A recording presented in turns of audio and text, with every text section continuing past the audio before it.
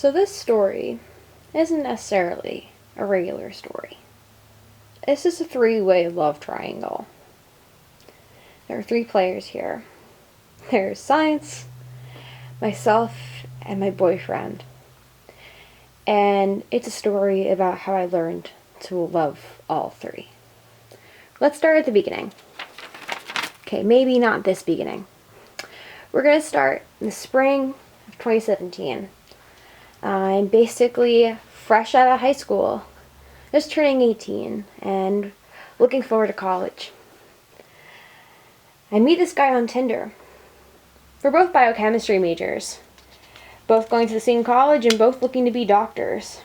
We hit it off and we spent all summer together, falling in love and cozy in this honeymoon phase and not thinking about our careers. Just us.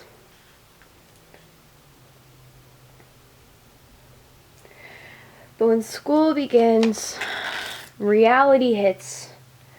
I don't really want to be a biochemistry major. I don't really know what I want to do. Partly, I just want to stay on this path, crash and burn, and the other part of me wants to run with a bug net down to South America and spend the rest of my life surrounded by insects. But I can't do the latter. When I'm realizing this, it's October 2017. And I'm already 4 months with my boyfriend. We love each other and we know we want to be together for a long time. I don't see any turning back, so I continue along. In February of 2017, I got my first notable gift from my boyfriend. It's a silver and emerald collar ring, symbolizing our relationship and how we are close together. But this month, something changes, and I'm suddenly worse. I'm irritable, I'm lashing out at my boyfriend, and I'm exponentially more lost and anxious and depressed than I've been in years. I don't even know what to do at this point.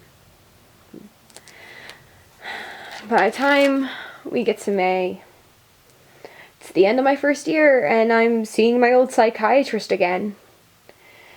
I'm still a biochemistry major, though, with no clear goal. I'm starting to think I'll go just for my master's in something. I'm still fighting on and off with my boyfriend. I'm still having these same symptoms. He's doing great. He's doing great in school and doing great in everything. He brings up a term to me that I'll only hear then for the first time. It's called borderline personality disorder. He thinks I might have that. The summer comes and goes, and by fall 2018, we're together over a year now. My boyfriend takes up a position as a chemistry lab teaching assistant, and I decide to join him. I'm still struggling, though, to find a good medication, and my condition's all over the place. And during all of this, I'm more lost and confused than ever. My boyfriend's doing his best to learn about my condition and learn how to help me, even if I don't know about myself or my life goals and my condition, and I hit him. I hit my boyfriend in a fit of rage for the first time. This following month, I'm crashing and burning like I thought I'd be.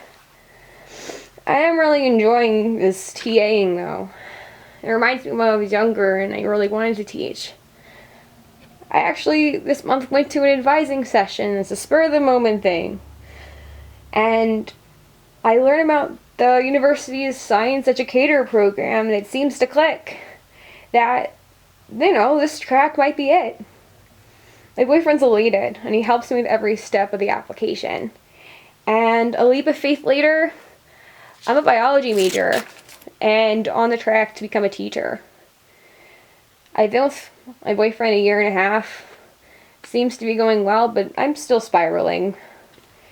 He's sticking with me somehow, and I'm doing my best to support him too, but I can't even support myself.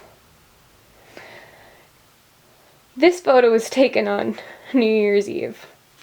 On New Year's Day, January 1st, 2019, I go to the Stony Brook Psych ER looking for help. I'm hurting myself, I'm hurting my partner. I don't know what I want to do. The meds aren't working and I feel helpless in every sense of the word. While waiting in the ER, I take a nice drawing and color it out, in case you were curious. They introduced a term to me that I had never heard before, a cluster B personality disorder. The ER psychiatrist says that since I don't have long-term past trauma, it can't be borderline. I'm confused, but by the end of the month, with the beginning of the new semester, they helped me get in with therapy. So hopefully now I'll be learning skills for myself to help my partner and how to help my boyfriend learn to help me. It's not enough. Spring 2019 is my worst semester on record. I'm leaving bruises on myself. I'm leaving bruises on my boyfriend. My outbursts are worse. My only glimmer of hope is my first education course of my college career. My biology courses crushed me like a steamroller. I failed nearly all of them. My boyfriend wants to leave me, and I don't want that. Once again, I feel so lost and helpless, even if my career and passion seem set right in the right direction until May 24th, 2019, we got into our worst fight. I grabbed onto him so hard that I tore his shirt, and he had to lock me out of his house. We were done. But then suddenly, at rock bottom, things started to get better. In the summer, I got a call back from a specialized therapy program for people with my condition. And I began. And from that, I got on the right track. I got on better meds. I enrolled in some better classes for the fall. Things were looking up. And I was lucky enough that my boyfriend took me back. And we were doing a lot better. I was working on my skills and we were working together as a team. We were at our 2-year anniversary. I'm supporting my boyfriend and he's supporting me. He's helping me with all my therapy programs too. During that summer, I actually started to encourage him to email a professor conducting research in his dream field to ask to join his lab. I read each draft of his email and I help improve his resume. He gets the position on his own project. We both cry and we get some celebratory lunch. It was a great day, and it's the first great day of many. Fall becomes my best semester yet. I start all these great courses that remind me of why I love biology so much and why I want to share that with the next generation of students. I even got a beetle tattoo to remind me of the joys and wonders of life out there.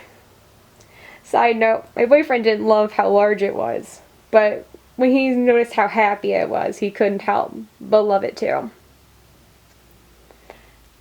However, right as I was planning on applying for my master's program, though, I had some really severe loss in my life. I lose direction again.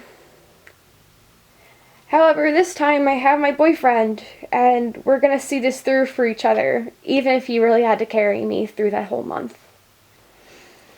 On November 19th, I got accepted to my program while we were eating breakfast. We both cry once again, and it really sets in that I'm going to be a teacher come 2022.